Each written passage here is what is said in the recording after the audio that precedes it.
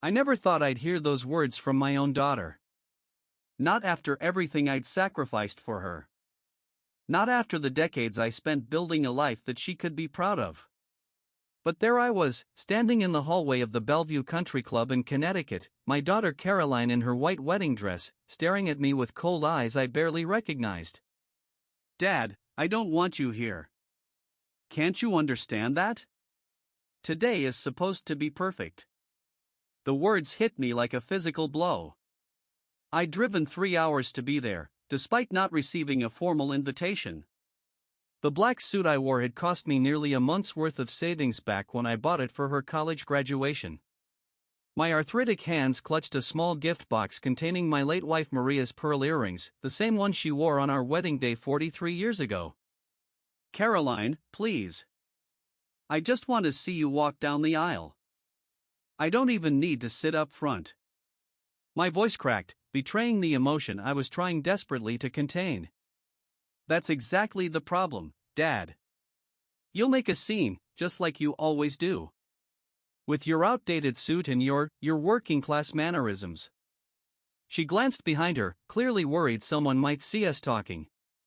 "Richard's family is here. His father is a federal judge. His mother sits on 3 corporate boards. What would they think? Richard Whitmore III. The man who was minutes away from becoming my son-in-law. I'd met him exactly twice, once at a strained dinner where he spent more time on his phone than speaking to me, and again when they announced their engagement at Caroline's mother's memorial service. A memorial service I had paid for with the last of my savings. "I raised you better than this, Caroline." I felt a surge of disappointment that overwhelmed even my heartbreak. "Did you? Living in that cramped house in Bridgeport? Working 60 hours a week at that factory while Mom had to clean houses on the side? You think that's raising someone well?" Her voice dripped with contempt. "Richard's father paid for his Ivy League education. His mother introduced him to the right people. That's what parents are supposed to do." I stared at my daughter, the stranger in expensive white lace. Where was the little girl who used to fall asleep on my chest after I'd worked a double shift? The teenager who proudly introduced me to her teachers as my dad, the hardest working man in Connecticut? The college student who hugged me tight at her graduation and whispered, "We did it, Dad?" "Your mother would be ashamed of you right now," I said quietly. Caroline's face flushed with anger. "Don't you dare bring Mom into this. She would have wanted better for me too. She would have understood why I need to move forward." "Move forward? Is that what you call cutting out the father who worked his fingers to the bone so you could go to that fancy college? Who remortgaged his house to pay for your grad school? Who held your hand through every heartbreak?" "That was your choice," she hissed. "Nobody asked you to work at that disgusting factory for 30 years. Nobody asked you to stay in that depressing little house. That was your failure, not mine." Each word was a knife. I'd spent 32 years at Northeastern Manufacturing, working my way up from the assembly line to floor supervisor. The work was hard, often dangerous, but it had put food on our table and paid for Caroline's education. The depressing little house was where I'd raised her after Maria died of cancer when Caroline was just 15. It was where I taught her to drive, helped her with college applications, and waited up countless nights until she came home safe. "I think you should leave before security has to escort you out," Caroline said, glancing at her diamond-encrusted watch, undoubtedly a gift from Richard or his family. "The ceremony starts in 20 minutes. I looked past her to the ornate double doors that led to the ballroom. Through the crack, I could see elaborate floral arrangements, crystal chandeliers, and tables set with fine china. A wedding I could never have afforded to give her. A world I didn't belong in. "Just tell me one thing," I said, my voice steadier than I felt.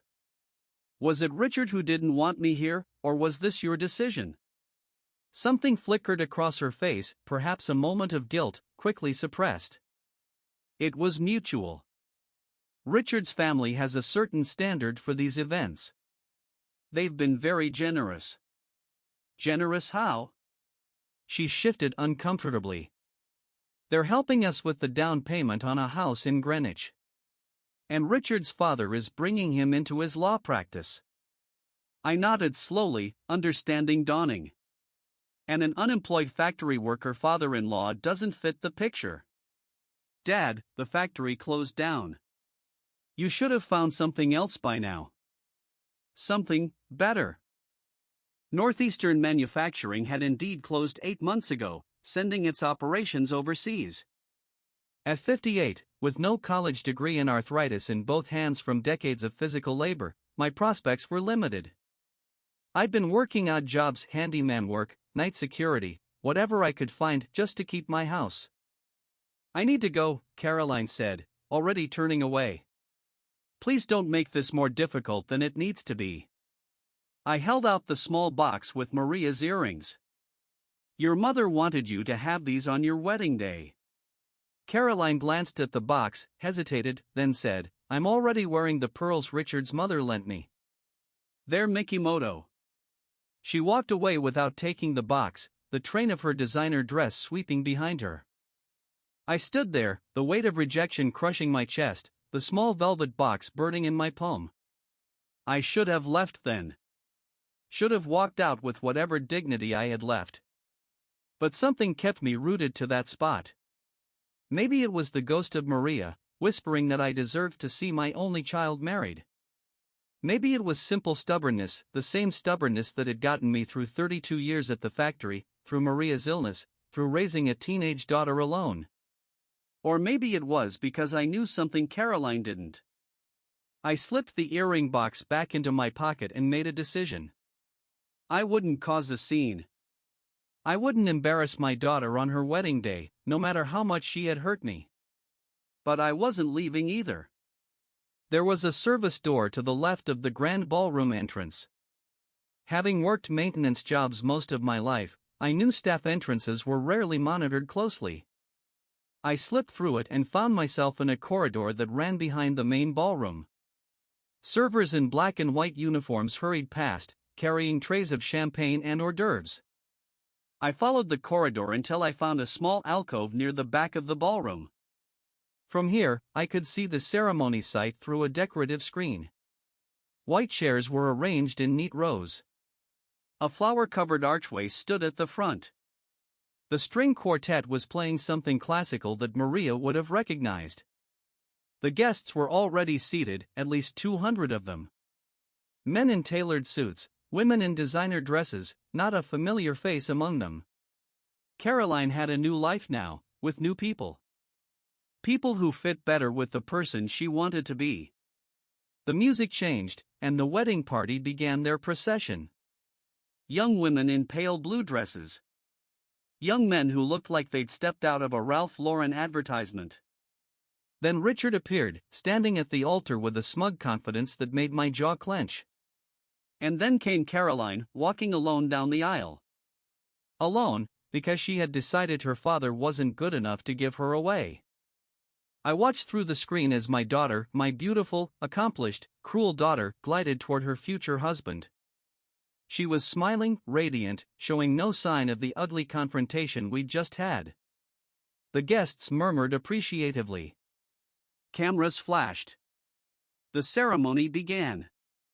I stood in my hidden spot, a shadow at my daughter's wedding, and listened as the officiant spoke about love, commitment, and family. Words that suddenly seemed hollow. I fingered the small velvet box in my pocket, thinking of Maria. What would she say if she could see our daughter now? What would she think of the woman we'd raised? The officiant asked if anyone objected to the union. The traditional moment of silence followed. I remained still, though my heart pounded. I wasn't there to cause a scene. I just wanted to witness. The vows were exchanged. Richard's voice was confident, practiced. Caroline's was clear and steady. They slid platinum bands onto each other's fingers. The officiant pronounced them husband and wife. And just like that, it was done. My daughter was married, and I had watched from the shadows like an uninvited ghost. The newlyweds processed back down the aisle to applause and cheers. The guests began to move toward the reception area. I stayed hidden, wondering what to do next. Part of me wanted to leave, to drive back to my depressing little house and lick my wounds. But another part, a stronger part, told me to stay. There was something I needed to understand. Something beyond Caroline's cruel words and rejection. I needed to know how my daughter had become this person who could look at her father with such contempt. I slipped out of my hiding spot and blended with the crowd moving toward the reception. No one gave me a second glance, just another middle-aged man in a decent but unremarkable suit. I grabbed a glass of champagne from a passing tray and found a spot near the back of the room where I could observe.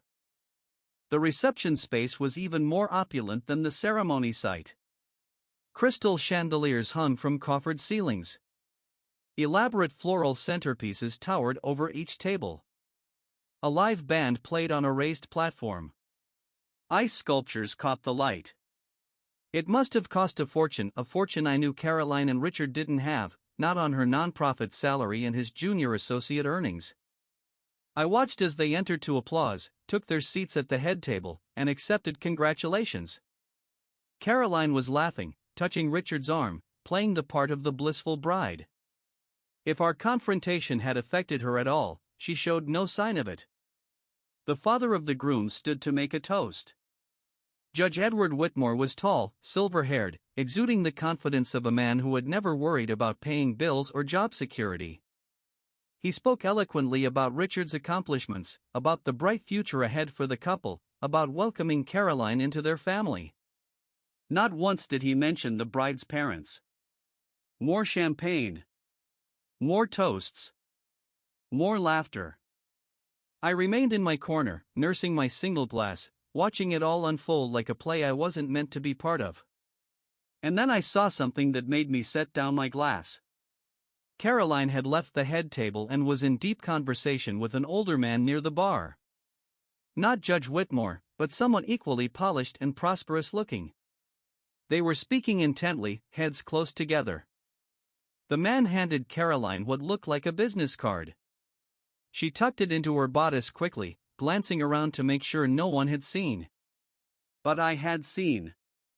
And something about their body language, the furtiveness, the inappropriate closeness sent a warning signal through my brain. I moved closer, careful to stay out of Caroline's line of sight. I positioned myself at the bar, just a few feet away from them, and pretended to study the cocktail menu while straining to hear their conversation. Just like we discussed, the man was saying. The old man doesn't suspect a thing. Caroline's response was too low to catch, but I saw her smile, a smile I didn't recognize. Calculating. Cold. Once the property is signed over, we'll move quickly, the man continued. 3 months, tops, before breaking ground. And the zoning issues? Caroline asked, her voice just loud enough for me to hear. The man chuckled. Your father-in-law didn't become a federal judge without making connections. It's being handled. They were interrupted by Richard, who approached with 2 champagne flutes. He nodded curtly at the man, who clapped him on the shoulder before disappearing into the crowd. I retreated to my corner, mind racing. What property were they talking about? What zoning issues? Who was the old man they mentioned? I didn't have to wait long for answers. As the reception continued, I moved from spot to spot, eavesdropping on conversations, piecing together a puzzle I hadn't known existed. The old man was Judge Whitmore's father, Richard Whitmore Sr., who apparently owned a significant parcel of land in Bridgeport, my hometown. Land that developers wanted to turn into luxury condominiums. Land that was currently zoned for light industrial use. Land that included the now-closed Northeastern manufacturing facility where I had worked for 32 years. And, I discovered after another hour of eavesdropping, land that also included my neighborhood, dozens of modest homes, including my own, that had been built for factory workers in the 1950s. The developers needed those homes gone. They needed my home gone. Anger began to build in my chest, but I tamped it down. I needed more information. I circulated carefully, catching snippets of conversations, observing who spoke to whom. I learned that Judge Whitmore was heavily invested in the development project. That Caroline and Richard's new house in Greenwich was more than a wedding gift, it was payment for Richard's role in the scheme. And then I overheard something that stopped me cold. The holdout on Maple Street is still a problem, a woman in an expensive suit was saying to one of Richard's groomsmen. Some stubborn old factory worker who won't sell. Caroline says not to worry about it, the groomsman replied. Apparently the guy's her father, if you can believe it. Richard says they've got a plan to force him out if he doesn't take their final offer. Isn't he here today? The woman asked. The groomsman snorted. God, no. Caroline made sure of that. Can you imagine someone like that at the Bellevue? Besides, better he doesn't know what's coming. They moved away, leaving me frozen in place, the truth crashing down around me. I was the holdout on Maple Street. My little house, the house where Caroline had grown up, where Maria had died, the house I'd paid off just last year after decades of mortgage payments, was standing in the way of their plans. And my daughter, my only child, was part of the scheme to take it from me. The room suddenly felt too hot, too crowded. I needed air. I made my way toward the terrace doors, pushing past laughing guests who had no idea of the drama unfolding in their midst. Outside, the cool evening air hit my face. I gulped it down, trying to make sense of what I'd learned. Had Caroline married Richard for this? Was her rejection of me part of their plan? Or had she simply become so enamored with wealth and status that she was willing to betray her own father? I leaned against the stone balustrade, staring out at the manicured grounds of the country club, illuminated by strategically placed landscape lighting. In the distance, I could see the glittering lights of the city. Somewhere out there was my home, immodest, perhaps even depressing to Caroline's new sensibilities, but mine. Paid for with decades of honest work. Excuse me, sir? Are you a guest at the Whitmore Ellis wedding? I turned to find a security guard eyeing me suspiciously. Of course, a man in a decade-old suit who wasn't mingling would eventually draw attention. Yes, I lied. Just getting some air. He didn't look convinced. May I see your invitation? I seem to have misplaced it. Then I'll need your name, sir. I hesitated. If I gave my real name, he'd know I wasn't on the guest list. Caroline would be informed. There would be a scene, exactly what she had accused me of wanting to cause. But perhaps a scene was exactly what was needed now.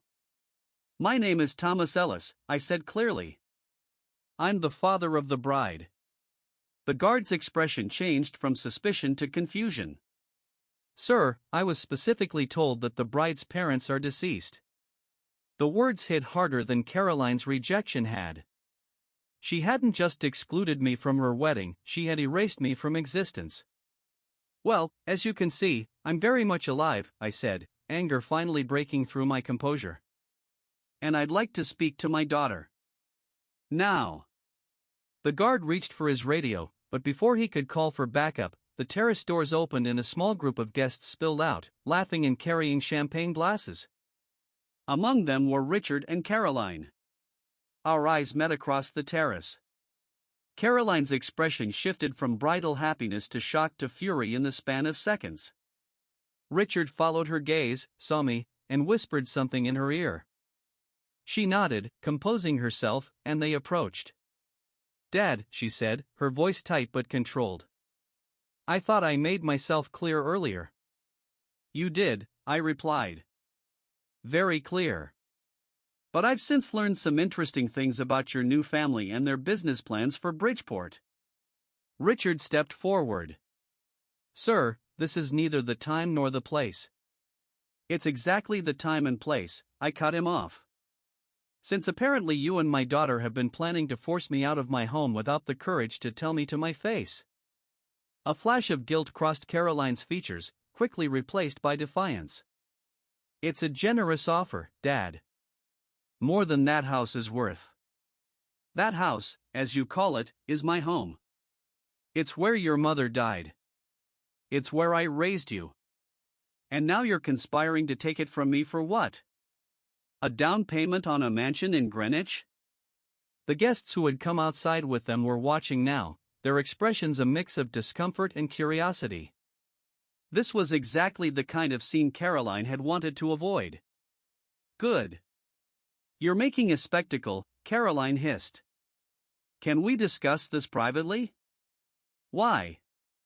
Embarrassed that your country club friends might discover your father is just a factory worker? Or embarrassed that they might learn you're willing to evict your own father for profit? Richard stepped closer, lowering his voice to a threatening whisper. You need to leave now, Mr. Ellis, before I have security remove you. And I suggest you reconsider our offer on the house. It expires in 1 week, and trust me, you won't like what happens next if you decline. I looked into the face of my new son-in-law, this entitled young man who thought he could threaten me on the day he married my daughter, and I made a decision. Actually, Richard, I think you should reconsider your position. Because while you and Judge Whitmore have been planning your little development scheme, I'd been doing some planning of my own. It was a bluff, but I'd played enough poker in the factory break room to know how to sell it. Richard's expression flickered with uncertainty. What are you talking about? Caroline demanded. I turned to her, my heart breaking all over again at what she had become, what she was willing to do. You think I don't have friends after 32 years at Northeastern? Friends who now work at City Hall, at the county records office, at the EPA? Now I had Richard's full attention. What have you done? He asked, his confident demeanor cracking slightly. Let's just say I've been gathering information. About soil contamination at the factory site. About questionable campaign contributions to certain zoning board members. About offshore accounts linked to a sitting federal judge. Pure fabrication, every word of it. But Richard's face had gone pale, and Caroline was looking at him with new concern. Richard, she questioned. What is he talking about? He's bluffing, Richard said, but his voice lacked conviction. Am I? I pulled out my phone, my 6-year-old smartphone with the crack screen that Caroline had often mocked. Should I call Bob Martinez at the EPA right now? Or maybe Angela Wilson at the Bridgeport Herald? More empty threats. I didn't know anyone at the EPA, and I couldn't afford a subscription to the Herald, let alone have connections there. But Richard was looking increasingly unsettled. This is blackmail, he said. No, son. This is a father protecting what's his. Something you might understand someday, if you're lucky enough to have children. I turned to Caroline. Though I hope for their sake you're a better parent than you are a daughter. Caroline flinched as if I'd slapped her. Dad, please. 5 minutes ago, I was uninvited to your wedding. Erased from your life. Told by a security guard that the bride's parents are deceased. And now you want to talk? Guests were openly staring now. The security guard stood awkwardly to the side, clearly unsure how to handle the situation. From inside, I could hear the band playing and announcements being made. It was almost time for the first dance. Caroline, honey, they're calling for us, Richard said, eager to escape the confrontation. She hesitated, torn between her husband and her father. The moment stretched, taut with unspoken words and raw emotion. Go, I said finally. Go dance with your husband. Enjoy your wedding. But know this, I will not be forced out of my home. Not by you, not by Richard, not by Judge Whitmore. And if you try, I will fight with everything I have. I turned to leave, dignity intact, having said what I came to say. But Caroline's voice stopped me. Wait. I turned back. Tears had smudged her perfect makeup. For just a moment, I could see my little girl again, the child who used to run to me with skinned knees and broken toys, trusting that her father could fix anything. Is that all I am to you now? She asked, her voice breaking. An opponent to fight? The question caught me off guard. After everything that had happened, she was the one feeling wounded? You stopped being my daughter the moment you decided my home was an acceptable price for your entry into the Whitmore family, I said quietly. She recoiled as if struck. Richard put a protective arm around her shoulders, glaring at me. Mr. Ellis, I think you've said enough, he declared. Security, please escort him out. The guard moved toward me, but I raised a hand. No need. I'm leaving. I reached into my pocket and pulled out the small velvet box containing Maria's earrings. I placed it on the stone balustrade. These belong to your mother. She wanted you to have them. Do with them what you will. I walked away then, straight through the reception hall, past the curious stares and whispered comments. I held my head high, the way Maria always told me to. You're as good as anyone, Tom, she used to say. Never forget that. Outside, I retrieved my old Ford pickup from the valet, tipping him with one of the few $20 bills in my wallet.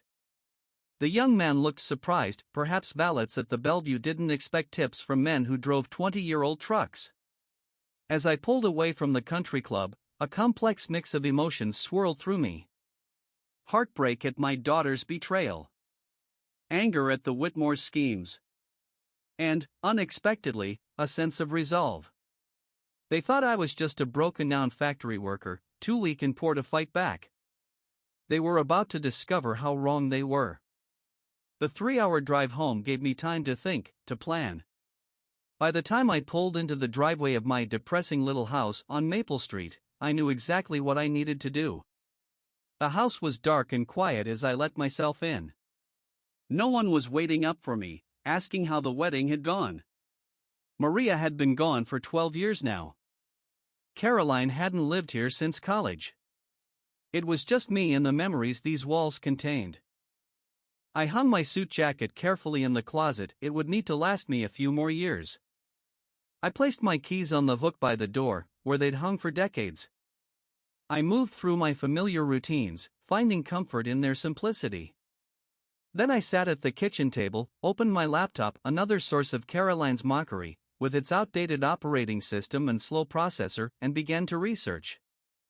I might not have gone to college like Caroline, might not have a law degree like Richard and his father, but I wasn't stupid.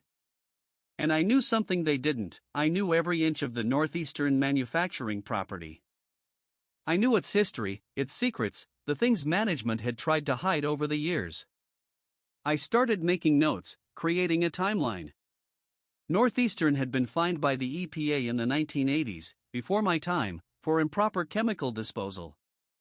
There had been rumors among the older workers about buried waste, about soil testing that was quietly buried along with the results. The company had changed hands several times since then, each new owner a little more removed from the potential liability. I searched for former colleagues who might know more. Joe Ramirez had worked in environmental compliance for years before retiring. Sandra Chen from HR would know if there had been health complaints, workers' compensation claims related to chemical exposure. Mike Donovan had been a union rep when the original EPA investigation happened. By dawn, I had a list of people to contact and questions to ask. I had the beginnings of a plan. If Judge Whitmore wanted my property for his development, he was going to have to contend with its history first, a history that might make luxury condos a hard sell. I finally fell into bed as the sun was rising, exhausted but determined. In my dreams, Maria was there, sitting at the foot of our bed, smiling her knowing smile. They underestimated you, Tom, Dream Maria said. They always do. I woke around noon, gritty-eyed but focused. There was work to do. Over the next week, I reconnected with old colleagues, many of whom I hadn't spoken to since the factory closed.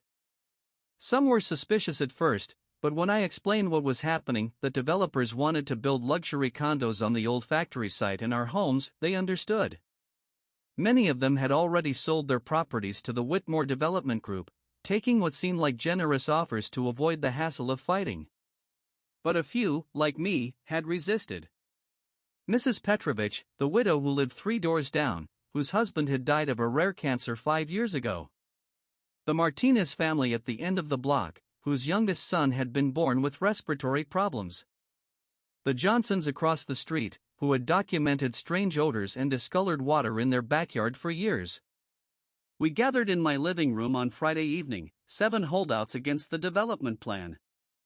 I shared what I had learned at Caroline's wedding, careful to omit the personal betrayal. They shared their stories, their suspicions, their fears. They offered me twice the market value, Mrs. Petrovich said, her accent still thick after 40 years in America. But where would I go? This is my home. My grandfather built this house with his own hands, Mr. Johnson added. No amount of money can replace that. By the end of the evening, we had formed an informal alliance. We would resist the development together, pool our resources, share information. It wasn't much against the wealth and influence of someone like Judge Whitmore, but it was a start. The next day, Saturday, I visited the county records office. The clerk, a woman named Denise, remembered me from when I'd come in to pay off my mortgage the previous year. Mr. Ellis. How nice to see you again. What can I help you with today? I explained that I was researching the history of the Northeastern manufacturing property. I worked there for 32 years, I told her. Just curious about what's happened since they closed down. Denise was happy to help, pulling records of property transfers, tax assessments, and zoning applications. And there it was, just as I'd overheard at the wedding, an application to rezone the entire area from light industrial to mixed-use residential/commercial. The applicant, Whitmore Development Group, LLC. Do you have any environmental impact studies for the property? I asked. Denise frowned. That's odd, there should be, especially for a conversion from industrial to residential. Let me check. She disappeared into the back and returned 20 minutes later, looking troubled. I can't find any environmental studies in the file. That's not right. For a rezoning like this, they would be required. Could they have been misfiled? I suggested. Possible, but unlikely. Our system is pretty thorough. She hesitated, then lowered her voice. Between you and me, Mr. Ellis, things sometimes get expedited when certain names are attached to them. Judge Whitmore has a lot of influence in this county. I nodded, unsurprised but grateful for the confirmation. Is there a way to formally request that environmental studies be conducted before the rezoning is approved? Absolutely. Any resident in the affected area can file a petition. She pulled a form from a drawer. You'll need signatures, at least 10% of the property owners in the proposed development area. I took the form, thanking her for her help. 10% was doable, especially with the 7 households already on board. As I was leaving, Denise called after me. Mr. Ellis? Be careful. The Whitmores, they play hardball. I nodded my thanks for the warning. I already knew exactly how the Whitmores played, and who they were willing to sacrifice to win. Sunday morning, I went to church for the first time in months. Not out of sudden religious fervor, but because I knew the pastor, Reverend Williams, was well connected in local politics. After the service, I approached him, explaining the situation faced by myself and my neighbors. It's not just about our homes, Reverend, I said. It's about potential environmental hazards being covered up. People could get sick if they build on that land without proper remediation. Reverend Williams listened thoughtfully. The Whitmores are major donors to many causes in this community, including our church, he said carefully. But that doesn't mean they're above the law or ethical responsibility. Let me make some calls. By Monday morning, I had collected 17 signatures on the petition, well above the 10% required. I drove to City Hall to file it in person, wanting to ensure it wasn't lost in the mail.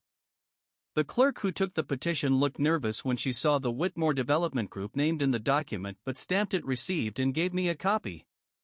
The zoning board meets next Tuesday, she informed me. This will be added to their agenda. I was walking back to my truck when a sleek black Mercedes pulled up beside me. The window rolled down to reveal Judge Edward Whitmore himself.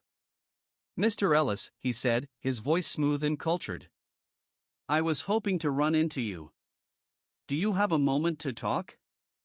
I glanced around the parking lot, noting that we were mostly alone. "Here is fine," I said, standing my ground. Judge Whitmore sighed, as if disappointed by my lack of cooperation. "I understand you filed a petition regarding our development project. News travels fast. It does when you've lived in a community as long as I have." He studied me with calculating eyes. "Mr. Ellis, I respect your attachment to your property. That's why we've made such a generous offer. 50% above market value seems more than fair."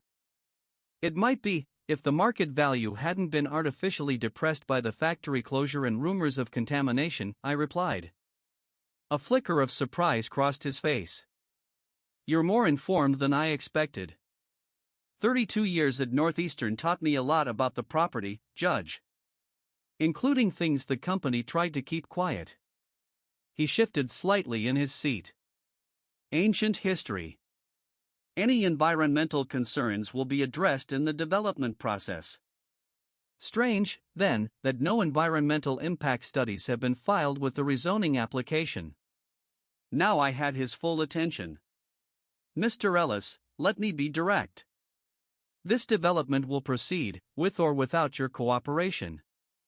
The economic benefits to the community are too significant to be blocked by a few sentimental homeowners." "Is that what you told my daughter and her new husband? That you'd bulldoze her childhood home for economic benefits?" His expression hardened. "Caroline understands the realities of progress. She's a pragmatic young woman. She's a person who was willing to erase her father from her life for a house in Greenwich and entry into your social circle," I said, the bitterness I'd been suppressing finally showing through. Judge Whitmore had the decency to look uncomfortable, at least.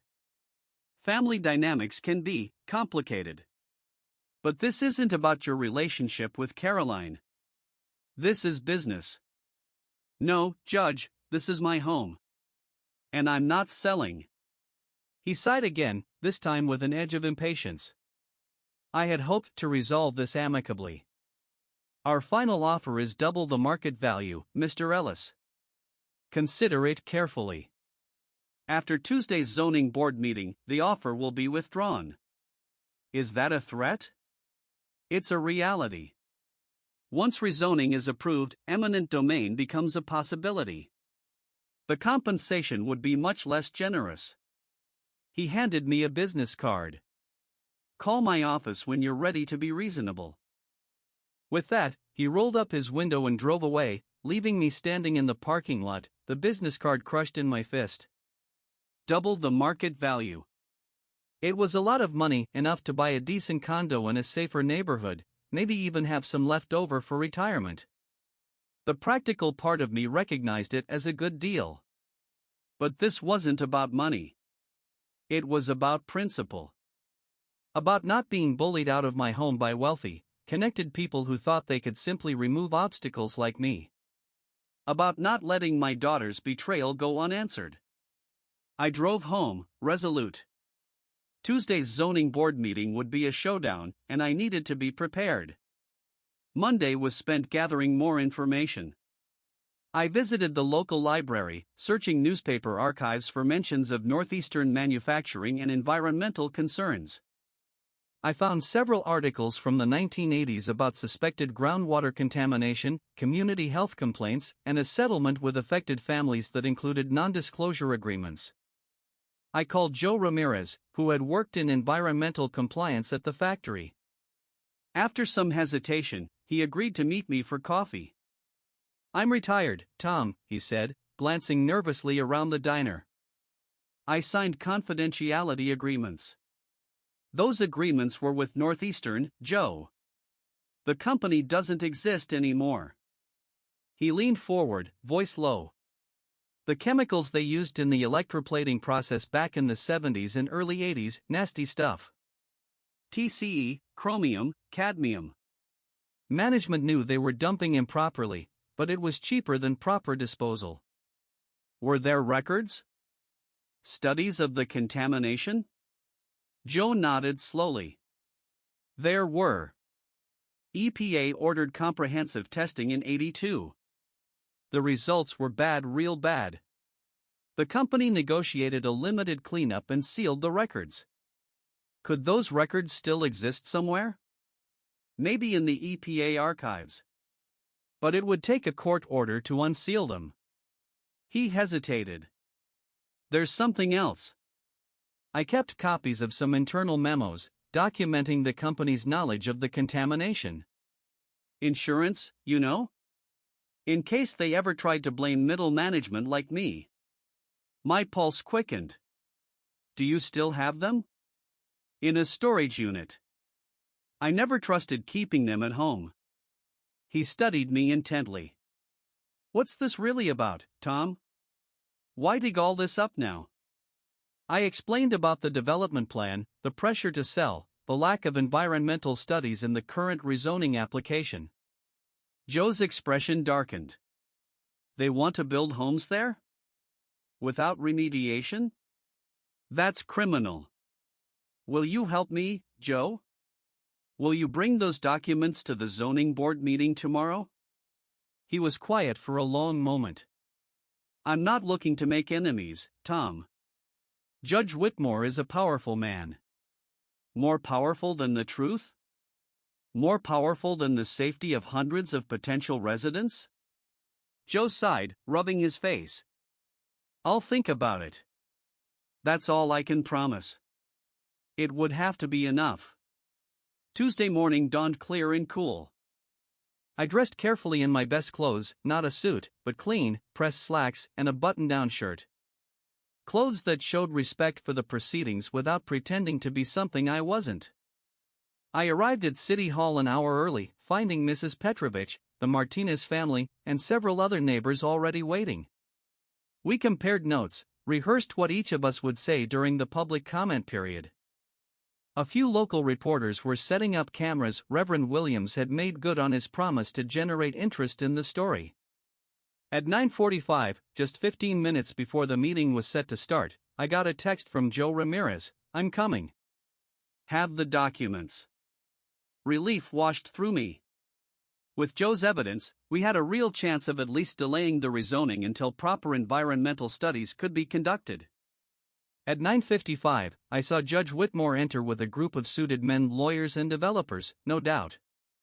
Behind them came Richard, looking tense and uncomfortable in the fluorescent lighting of the municipal building. And then, to my shock, Caroline. She was dressed conservatively in a navy blue dress, her hair pulled back, looking every inch the respectable young professional. Our eyes met across the room. She didn't smile, but she didn't look away either. What was she doing here? Had she come to oppose me publicly? To stand with her new family against her old one? Before I could approach her, the doors to the meeting room opened, and people began filing in. I lost sight of Caroline in the crowd. The zoning board meeting began with routine business, approvals of previous minutes, discussion of minor variance requests. The room was unusually full, with reporters along one wall and spectators filling most of the seats. The Whitmore Development Group proposal was item 5 on the agenda. When it was called, a polished representative from the development company gave a presentation complete with architectural renderings and economic projections. Bridgeport Renaissance, they were calling it. 150 luxury condominiums. Retail space. A riverside promenade. 3,000 construction jobs. Hundreds of permanent positions. It sounded impressive, I had to admit. If I hadn't known what I knew about the land's history, I might have been convinced it was a good thing for the community. After the presentation, the board chair opened the floor for public comments. Judge Whitmore spoke first, lending his considerable prestige to the project. This development represents a new chapter for Bridgeport, he said. A transformation from our industrial past to a vibrant, sustainable future. Several business owners spoke in favor of the project, citing the economic benefits. Then it was time for the opposition.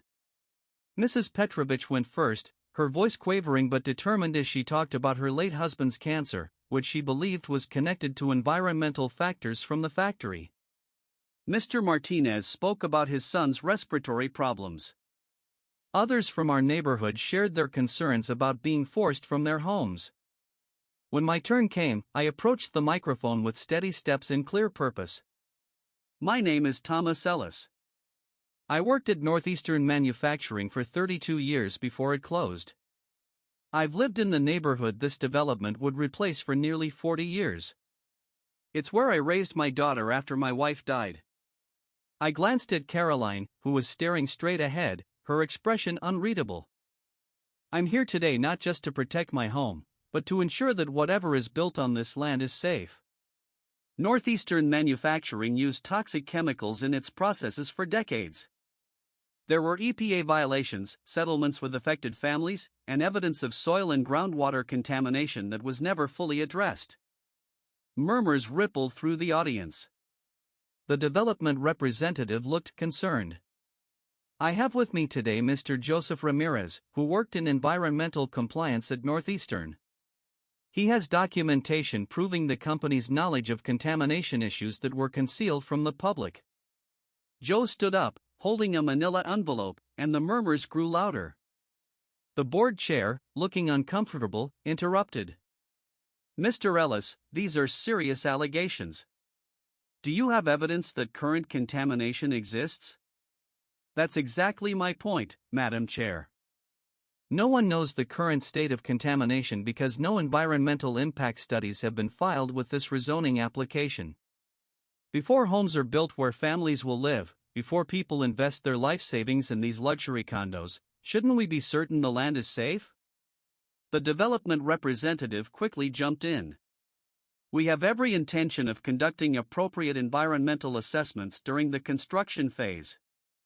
This is standard procedure. After rezoning is approved? I challenged. After the current residents have been forced out? That's backwards. The study should come first, so everyone, including this board, can make informed decisions. The board members exchanged glances. Judge Whitmore was in intense conversation with his lawyers. Richard looked increasingly uncomfortable. And then Caroline stood up and approached the microphone. My heart hammered in my chest. Was she about to publicly oppose me? To speak in favor of the development that would take my home? My name is Caroline Whitmore, she said, her voice clear and steady. I grew up in the neighborhood that would be affected by this development. She paused, taking a deep breath. Until recently, I supported this project. I believed in its economic benefits and the opportunity it represented. But I failed to consider the human cost, the displacement of longtime residents, including my own father. My breath caught.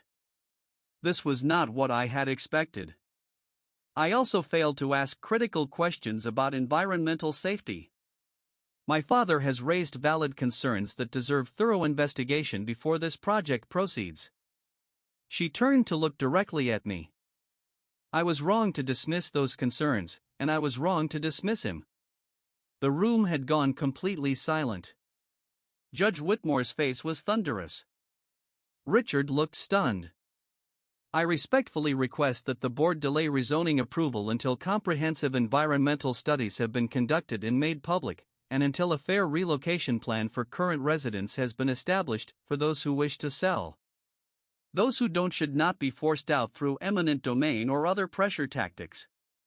With that, she returned to her seat, not next to Richard, but in an empty chair near the back of the room. The board chair cleared her throat. Thank you, Mrs. Whitmore. Are there any other public comments? No one moved. The shock of Caroline's statement still hung in the air. After a brief conference among board members, the chair announced, in light of the concerns raised today, particularly regarding potential environmental hazards, the board will defer decision on this rezoning application pending submission of comprehensive environmental impact studies. We will also require the development group to submit a detailed resident relocation plan that addresses the concerns of current homeowners. It wasn't a victory, not yet. But it was a reprieve, a chance to fight another day. As the meeting adjourned, people clustered in excited conversation. Reporters approached Joe Ramirez, asking to see his documents. My neighbors gathered around me, shaking my hand, patting my back. Through the crowd, I saw Caroline standing alone, Richard and Judge Whitmore having stormed out immediately after the decision. Our eyes met, and after a moment's hesitation, she walked toward me. The neighbors fell silent, stepping back to give us space. "Dad," she said softly. "Caroline." We stood there awkwardly, a gulf of hurt and betrayal between us that couldn't be bridged with a single act of public support. "Thank you for what you said," I finally offered. "I should have said it sooner. Should have listened to you sooner." She glanced down, then met my eyes again. "Richard and we had a long talk after the wedding. After what you said on the terrace." He admitted that Judge Whitmore had promised us the house in Greenwich in exchange for my help convincing you to sell. "And you agreed to that?" She flinched at my directness but didn't deny it. I was dazzled by the Whitmores, by their world. I convinced myself that the development would be good for Bridgeport, that you would be better off somewhere else. I didn't want to see the manipulation. I studied my daughter, trying to reconcile the calculating woman at the wedding with this seemingly repentant one before me. "What changed?" "I found Mom's earrings. The ones you left at the wedding. I put them on that night after everyone had gone, and I just broke down.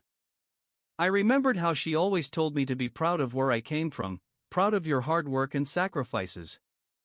Her voice cracked. "I'd been so ashamed, Dad. Of how I treated you. Of who I was becoming." I wanted to believe her. Wanted desperately to have my daughter back. But trust, once broken, is not easily repaired. "What about Richard? Your marriage?" Pain flashed across her face. "It's complicated. Richard isn't a bad person, not really. He's been under his father's thumb his whole life.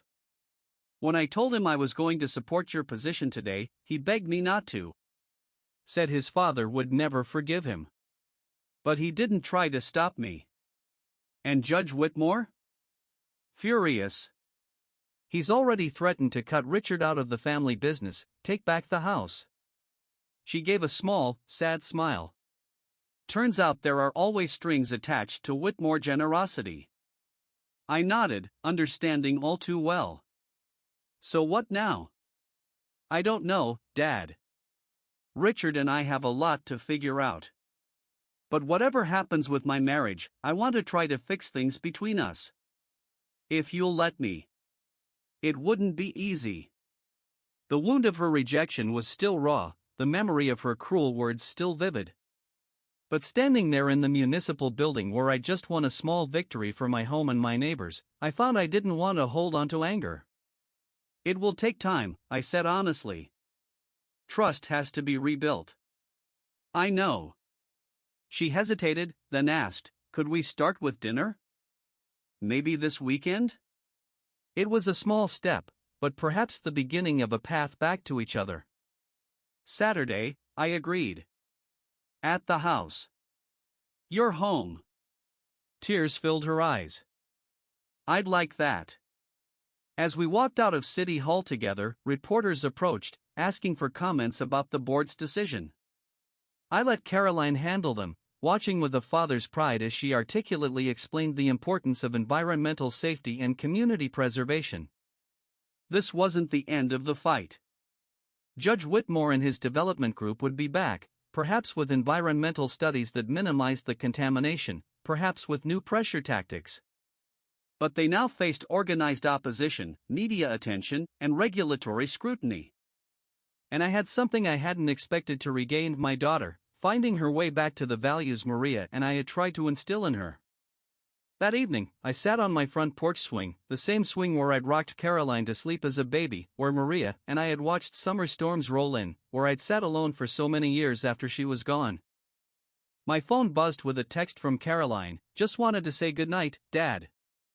And that I'm sorry for everything.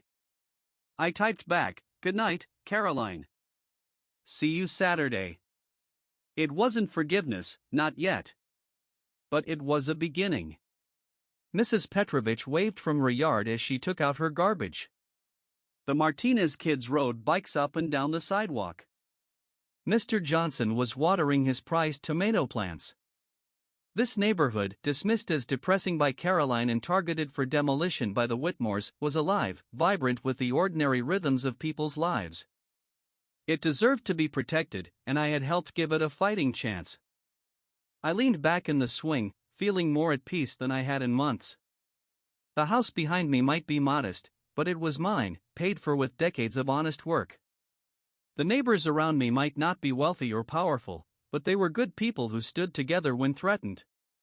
And my daughter, despite her terrible lapse in judgment, had found her way back to the right side. Back to the values that truly mattered. 5 minutes after Caroline had said those crushing words, Dad, I don't want you here, everyone at her wedding had seen the truth about who she had become. But now, perhaps, they would see something else, a young woman brave enough to admit her mistakes and try to make things right. As the sun set over Maple Street, casting long shadows across my small but cherished yard, I found myself looking forward to Saturday dinner. To hearing about Caroline's work at the nonprofit, her thoughts, her life. To showing her that while our house might not impress the Whitmores, it was rich in what truly mattered, memories, love, and principles that couldn't be bought or sold. The fight for our homes wasn't over. The journey to rebuild trust with my daughter was just beginning. But for the first time in a long while, I felt hope. And that, as Maria would have said, was worth everything. If you like this story, please like this video, subscribe to the channel, and share your impressions of this story in the comments. To listen to the next story, click on the box on the left.